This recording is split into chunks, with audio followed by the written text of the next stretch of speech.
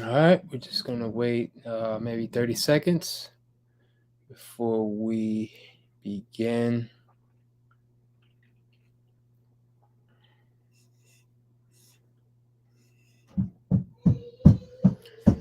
Right. Well, good evening.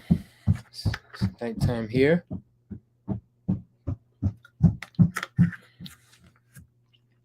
I want to thank y'all for joining in. Tonight, I want to be really quick. Um, this is an unusual time. We usually come on Thursdays. I wanted to make a special presentation, short presentation on the spring equinox. We can say happy spring.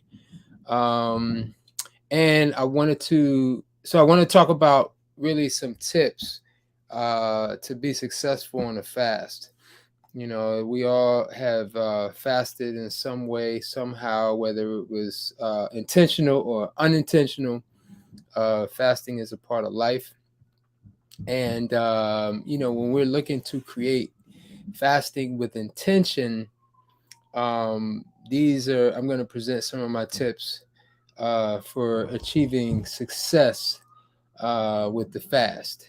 Now, before I get into the first tip, I just want to really just cover the spring. You know, we're officially in springtime. Spring, on the clock, as I mentioned last week, if we map the whole year on a 24-hour clock, the winter solstice is 12 midnight. The spring equinox is 6 a.m. So it's basically a time that we are actually waking up from our rest. This is the time where we really have the wind at our back, the most energy in terms of exerting ourselves, really applying oneself. And that's really the theme, when we really think about this time for these next 3 months at least. This is the time, whatever your goal is, whatever things that you are trying to achieve in your life, from these next 3 months, you got to put it on 1,000. You basically put the gas, you push the gas all the way down.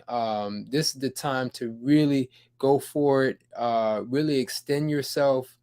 Again, in the fall, because when we hit June, that's basically 12 noon, and the energy is high. So we want to create a momentum right now where, we hit summer, that's 12 noon, and then fall is 6 p.m. So if this was September 21st, I'd be saying, like, look, it's time to dial it back. It's time to relax. It's time to reflect on the past year. But now it's time to really set all of the intentions you made, the things that you made as far as New Year's resolutions. This is the time to really put it in motion. So that's what I have to say about the spring. Um, yeah. So real quickly, my top tips.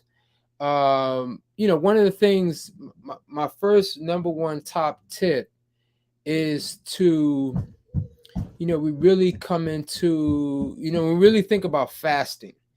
And one of the things about fasting is that it is a time of rest. It's a period of rest and rejuvenation.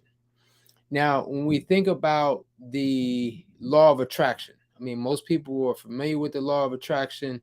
The law of attraction has gotten, when we had The Secret, that documentary movie come out, a lot of people became really hip to it. Um, the power of the subconscious mind. A lot of these books behind me talk about mind science and consciousness and the like. Just really quick, as far as looking at the science of mind. We have our conscious mind, which is what most people are operating on right now in the waking hours. And then when we go to sleep, we have the subconscious mind. But what I feel is that what we create, when we go into fast, because we go into fast, it's almost like we've extended the rest. So it's like we go from conscious mind and we move into, like, again, when we go completely, we lose consciousness. When we go into sleep, we go into the subconscious. And when they teach you in law of attraction that in between states, you want to use the conscious mind to impress upon the subconscious mind. Now, what does this have to all do with fasting? Well, I'm getting to that. But really, I just want to lay the foundation to understand, again, the importance of the two minds, conscious mind being male, subconscious mind being female. It's like the conscious mind, or the male portion of the mind, impregnates the subconscious, and the subconscious sort of gives birth to the reality, the desire, the state that which we want to create. Well, I'm saying all that to say, as far as fasting, is that, because we all know that we don't achieve anything without sacrifice. And I feel, when we go into fast, we are creating the ultimate sacrifice. And given the reference that I just gave, as far as conscious versus subconscious, awake versus sleep or rest, we allow ourselves to go into what I say is a super conscious, because first of all, we're making the ultimate sacrifice. All right. And then the fact that we have extended the rest cycle. So, we all fast when we go to sleep, right? That's when subconscious mind takes over. But the thing is that, if we've eaten that day prior, a lot of that sleeping energy is really induced from the fact that our bodies have had to exert so much energy to process food. Now, what if it hasn't had to use that energy to process food? Well, the thing is that obviously that energy gets transformed into healing. But the thing is that, as doing this as a form of maintenance, we're doing this not out of emergency, not out of the fact that something is critical with our health. We're doing this to really, be focused on our goals. And that's really my tip number one, is to really use this as an opportunity to say, you know what, every time I have a hunger pain, I'm focused. So I'm bringing a level of focus and intention with this fast, or any fast that you do. Especially the winter solstice fast. Obviously, the winter solstice is come and gone, but these are things that you want to remember when we come around again to the next winter solstice, because at that point, that is the point where the subconscious mind is truly dominant. It is truly at a period, and the subconscious mind again gives birth to our desired realities. They say in law of attraction, science and mind circles, everything is created twice. There's nothing that we don't see with our physical eye that we didn't first create in our third eye or our inner eye. So with fasting, once we apply the science of fasting, the science and art of fasting, in terms of achieving our goals, achieving the desires that we have, and that's what makes us human. It's okay to have desire. We're here to desire. We're here to achieve and to to live out our goals and our dreams. I don't see anything wrong with that. And fasting, and that's the other thing. Fasting slows down time. So again, tip number one is to move into that. That's what fasting creates, is a super conscious mind, not subconscious, not conscious, but a super conscious. And for journaling, we're obviously visualizing and meditating, praying. No matter what your religious belief is, no matter what your spiritual tradition, or fasting is fundamental, is universal. Okay, so that's my first tip, is to really create that super conscious, to be able to better utilize your goals. I mean, and just even on a practical level, I mean, the fact that you don't, you're not able to, or not able, but you're, that time and energy getting food, digesting the food, and such is going to be freed up for really living your life. And as we know, we go into the third day. By the second, third day, appetite is gone.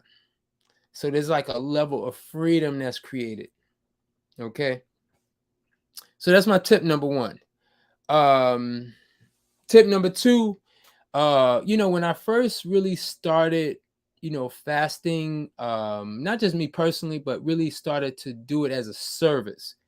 One thing that I know that was really, really, really, really, really powerful, that it allowed probably almost 100% success of the participants, is the fact that it became a club. And that was actually the name of my first business, was the Mojo Juice Club. I had the Mojo Juice Club newsletter. And 6 times a year, I would organize a group. It'd usually be anywhere from 10 to 20 people. Basically the idea came from the fact that I was doing retreats with Dr. Reese in Jamaica.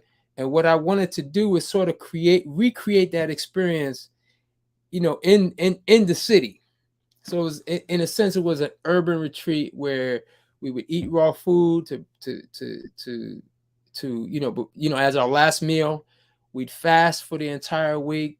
I would make all the juices. We had yoga in the morning.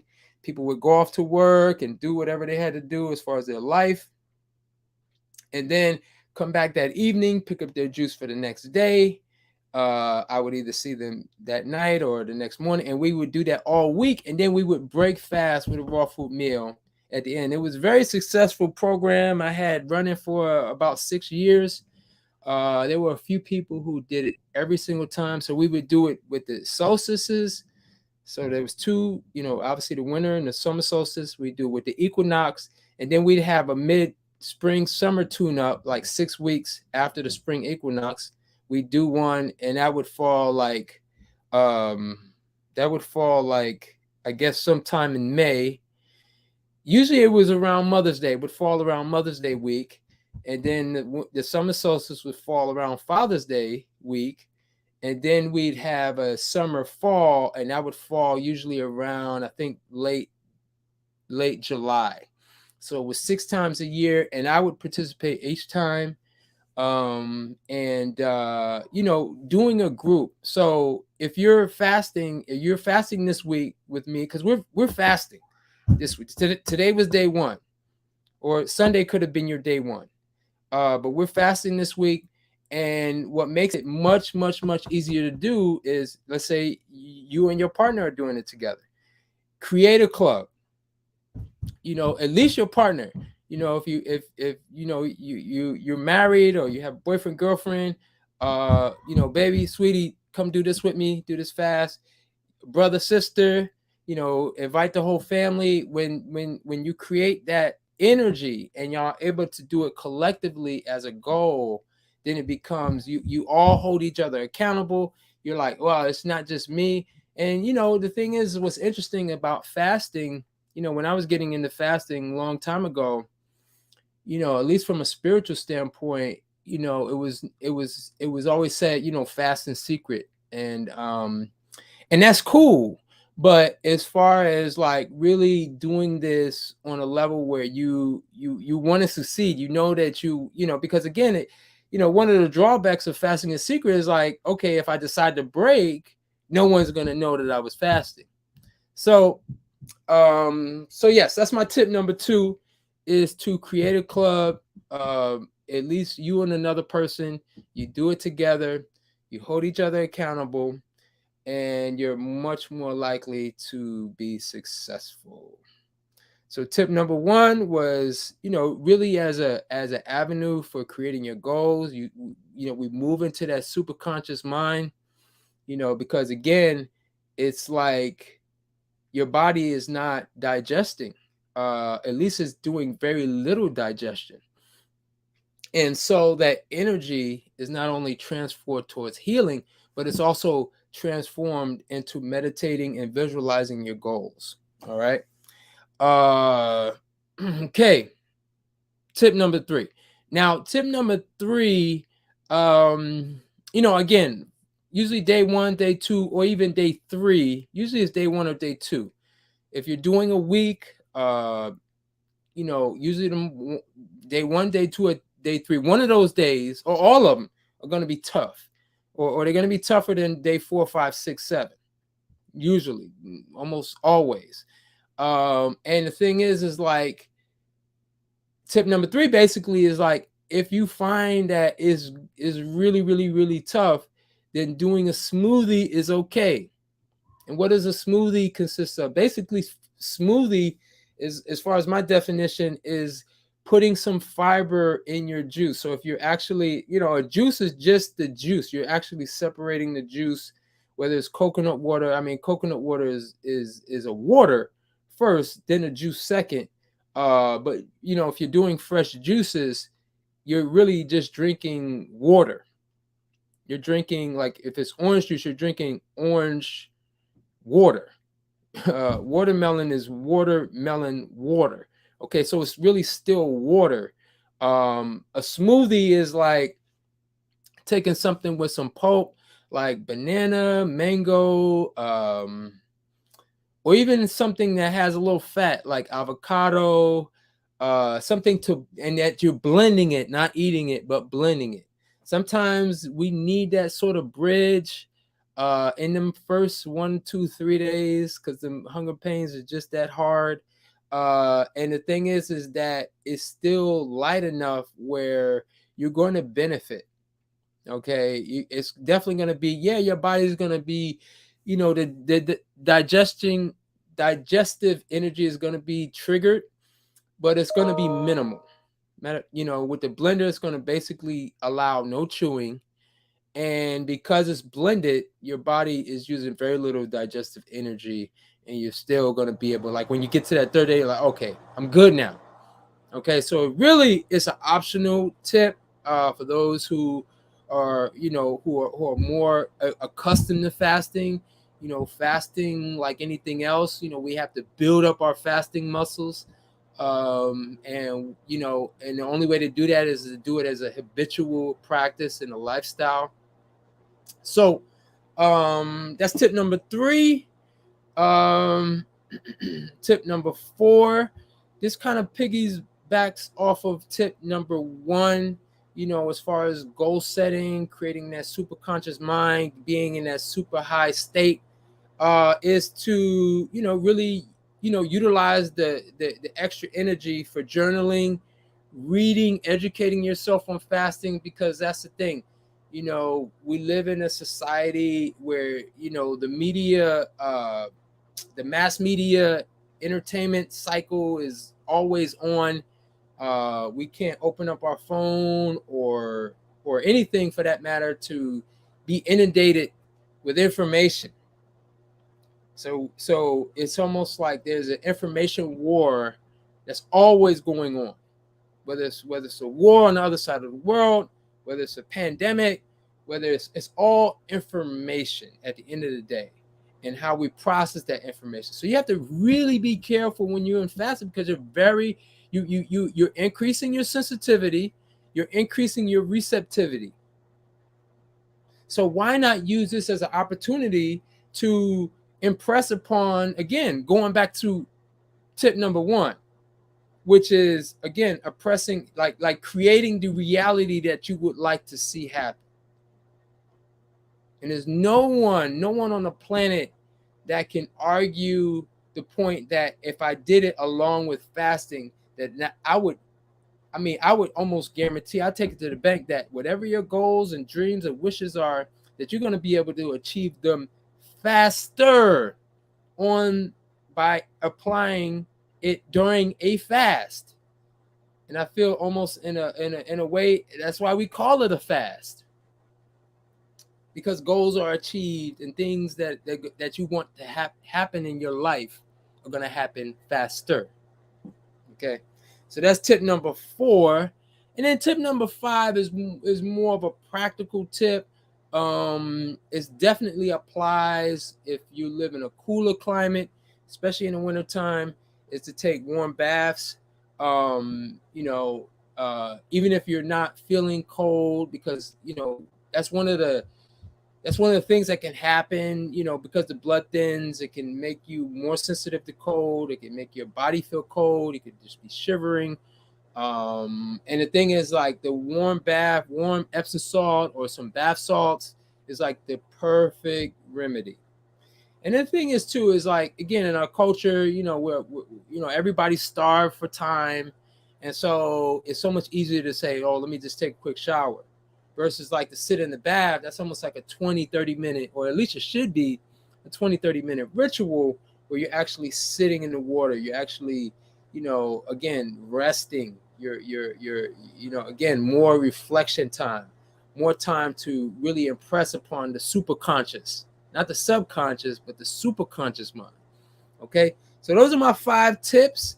I'll take some questions really quick. I hope y'all enjoyed that. If anything, if you're on YouTube, hit the like button. Definitely share this for folks who are thinking about fasting, curious about fasting. I did a tips on fasting. So this is the update 2022 remix edition.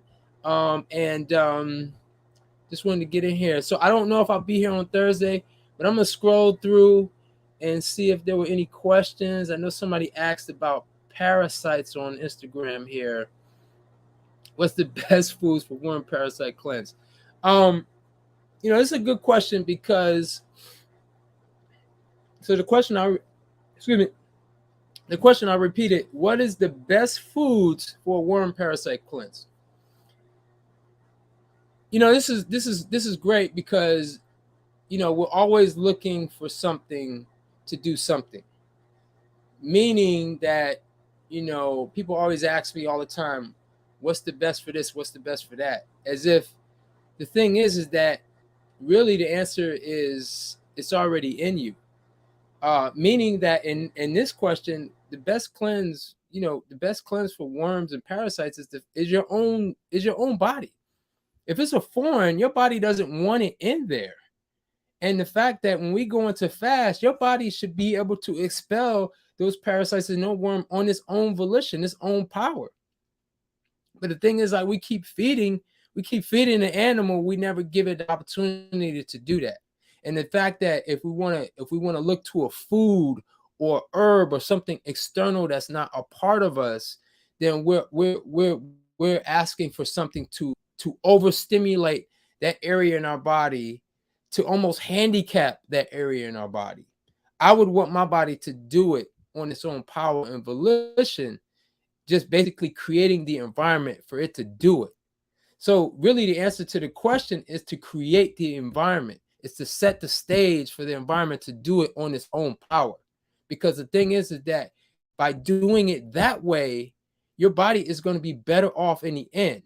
See, if we keep looking for stimulant, your body's going to be dependent on that stimulant. We don't want that. That is not healing us. That is not helping us in the end. At the end, we got to be able to walk on our own 2 feet. And we want our internal organs to be able to do the job that it's already designed to do. We don't want to depend on herbs. We don't want to look to the answers from outside of ourselves when the answers are already in. So, good question. I hope I answered that. All right, let me see if there's any questions on yes. So I'm happy to hear that people are joining in on the fast. Definitely had to use the fast muscles. Yes, so I'll post this comment here. Yeah, this feels much easier than the solstice fast, perhaps due to eating more raw food since then. Absolutely. Again, this builds. And if we continue to stay on the path, and again, when we come off the fast, we're very, it fasting doesn't necessarily become easier. It definitely becomes, because again, that just goes to show you how addictive food is, and period. And that's why when we come off the fast, and let's say the next time you fast, let's say you do this fast for the equinox, then the next time we fast, if you're not gonna do a weekly fast or fast with the lunar cycle, which I strongly recommend, you make this more of a kind of a ritual, regular practice, then even if you wait till the summer solstice, again, you're creating a pattern, you're creating a rhythm. And the body likes rhythms. It likes, it doesn't like the fact that let's say you eat, a big meal right now, and then you eat again, if you just keep changing when you eat, when you fast, um it likes, when you do things in a rhythmic way, okay? Because then you again, we're trying to create efficiency, we're trying to create a pattern, so that again, we want to get the maximum use of this body. That's what that's one of my goals. Again, I talk about on my bucket list. This is my ultimate wish on my bucket list. I want to choose when I check out. I want to choose when it's my last day, my last breath. I mean, we all pretty much choose when we go to sleep at every night, right? Right? Pretty much for the most part. But to be able to leave here and be like, you know what? I've been there, done that. I'm good. I'm ready to check out. So for me, I feel like, and I talked about this last week, for me, it's like, I feel like longevity is part of the equation. As we grow old, I mean, me, I'm going to turn 50 this year. And, there are things that I did at 20 that I don't desire to do today, even at 30 and maybe even at 40. So it's like, as we live longer, things become, it's like, okay, I've been there and done that. And, to be able to live long enough. So fasting is definitely a part of the equation, just being minimal, basically taking the turtle route. The turtle does win the race, and fasting, again, is a part of that equation. Okay, so we had another question by Sister Indigo. My urine is very strong and pungent, very hard to get down. Should I wait till I'm cleaner to start urine therapy? Well, the thing is, like, when the urine being strong is basically due to your diet that day before, and that's actually the antidote. That's the medicine that you need. And it really should be a motivation that you really should be eating cleaner, meaning that you should be eating more fruits. For those that are doing their urine every day, again, it really should give you the motivation that you got to be eating mostly fruit. If you want your urine to taste great, and if your urine is a little off, it's like, oh, I didn't eat enough fruit that day. But if I'm eating a lot of really my favorite is papaya. When I eat papaya and that next day, it's like, wow, my urine is totally on point. But it's really just eating lots of fruits. If we're doing more vegetables and nuts and things like that, yeah, the urine is going to be stronger. It's going to be darker.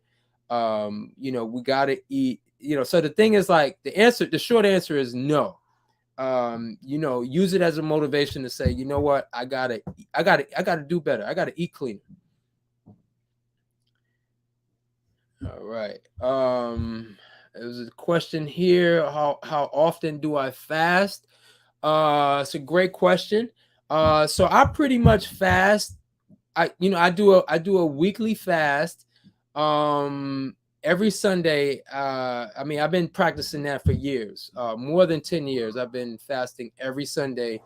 And I talked about that. You can go to my video, astrology.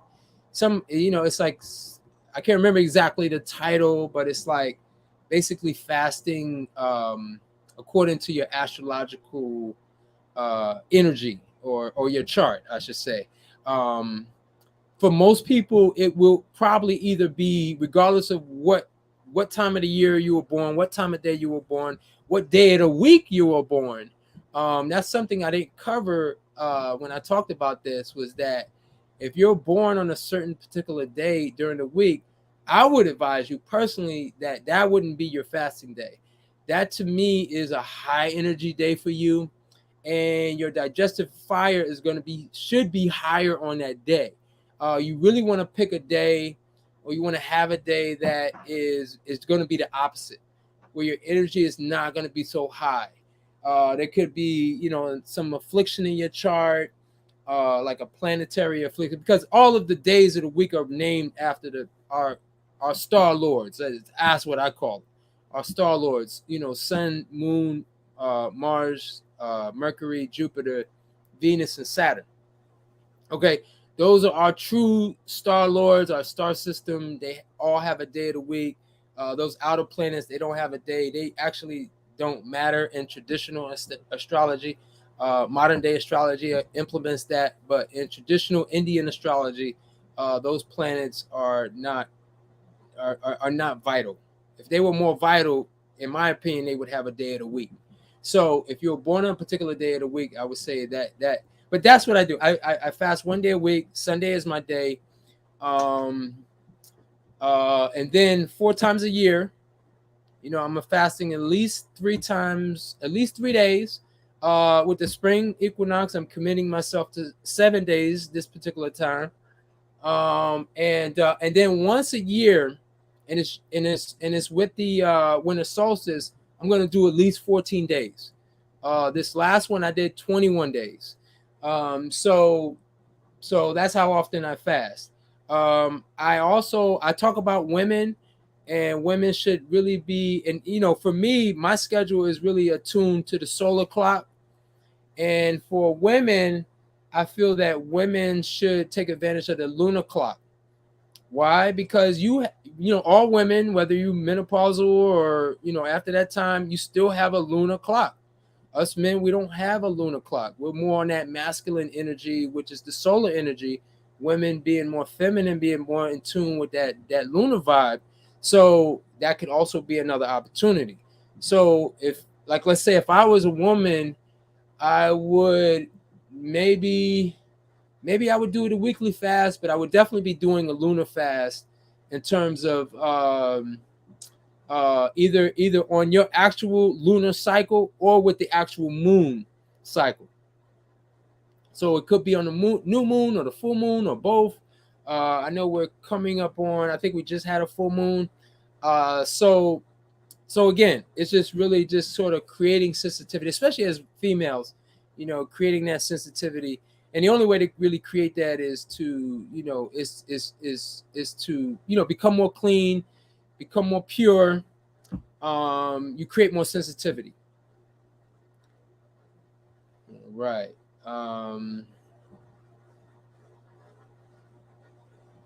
Okay, so another question. I won't post that.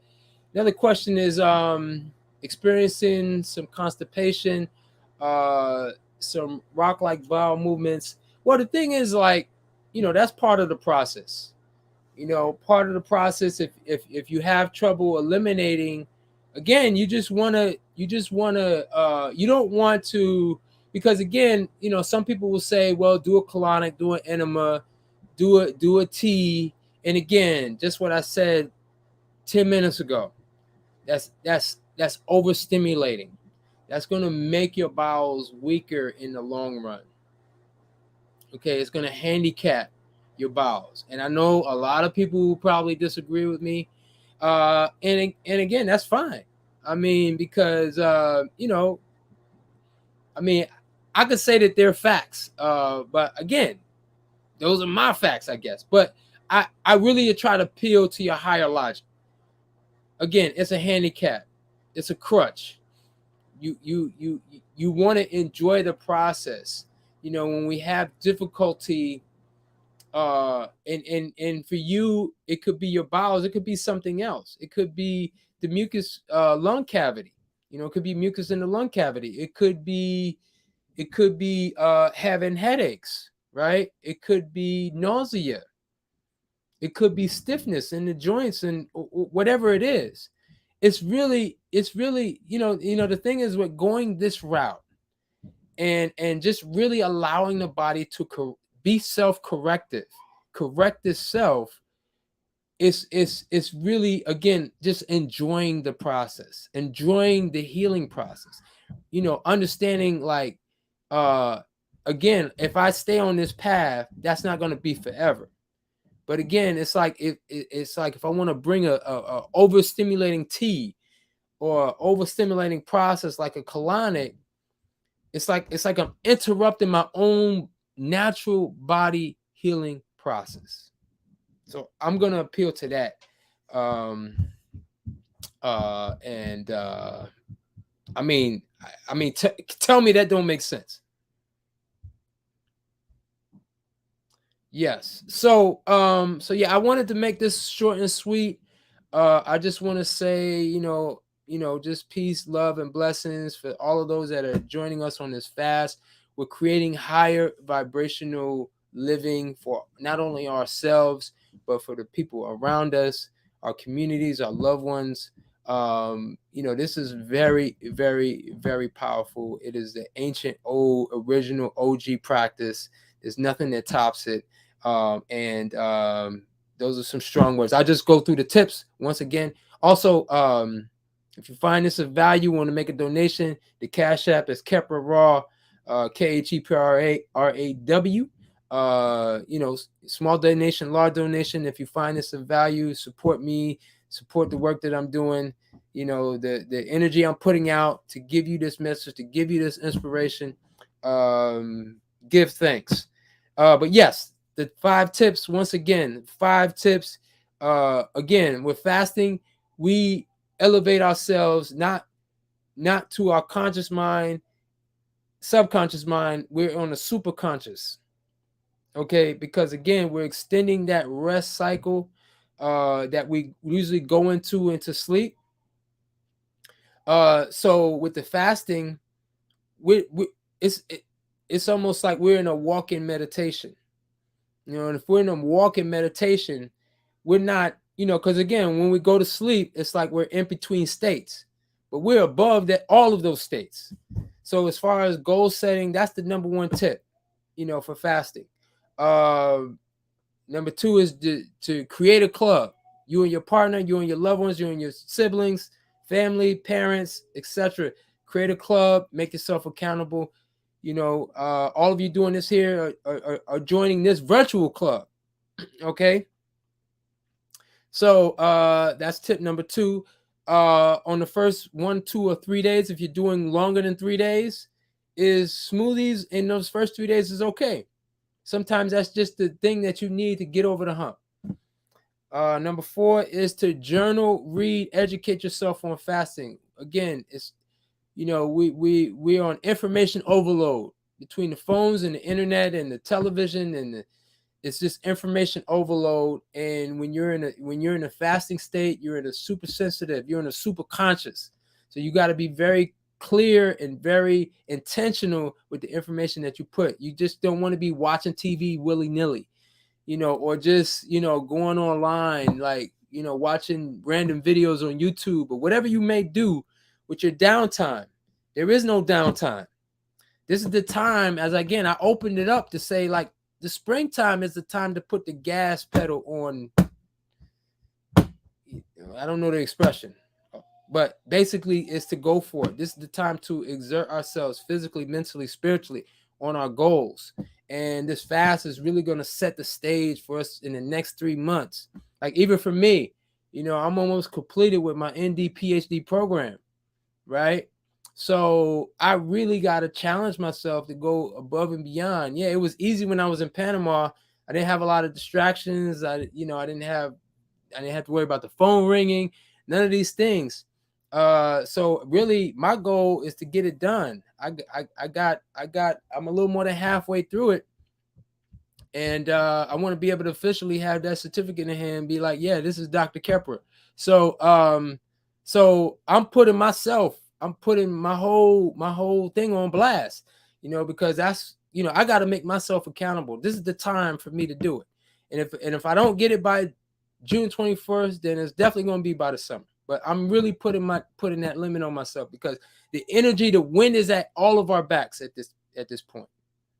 Now, if you live I should say outside of the equator, I almost said below the equator.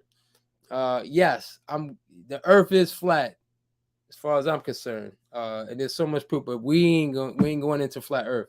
So if you live outside of the equator, it's a little different, because the sun is moving away from you versus towards you. All right, like right now the sun is moving, like if I'm looking right above the Earth as a flat plane, then the Earth is coming in towards the Tropic of Cancer. All right, that's why that line is there. So right now it's at the equator.